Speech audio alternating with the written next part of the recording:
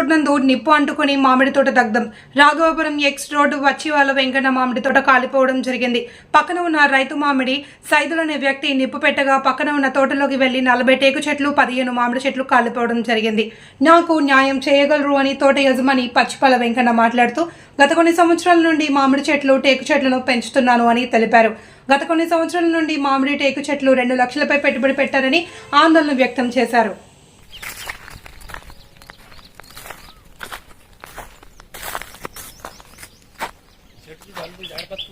బతుకవా కింద కాలితే కథ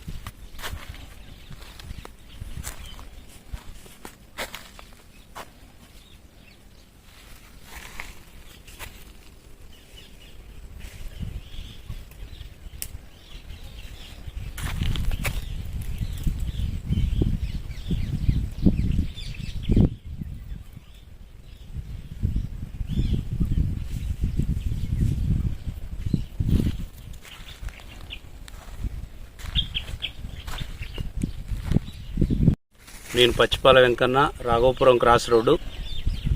మాకు సిరికొండ శివారులో ఉన్నటువంటి మామిడి తోట పక్కన మామిడి సైదులు వాళ్ళ నాన్నగారు మామిడి భిక్షం కొడుకు, మామిడి సైదులు వాళ్ళ కొడుకులు అందరూ కలిసి వచ్చేసి నిన్న మా మామిడి తోట పక్కన ఉన్నటువంటి పొలానికి నిప్పంటించి తగలబెట్టడం వల్ల ఆ మంట మా తోటలోకి రావడం జరిగింది.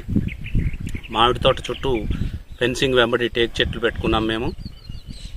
ఆ మంట దానికి తగలబడి ఒక 35 నుంచి 40 టేక్ చెట్లు కాలిపోయినాయి. ఒక 12 మామిడి చెట్లు కాలిపోయినాయి. మామిడి చెట్లకు వచ్చేసి 12 సంవత్సరాల వయసు. 12 సంవత్సరాల నుంచి మేము సంవత్సరానికి 1,20,000 రూపాయలు పెట్టి జీతగాన్ని పెట్టి సాదుకున్నాము.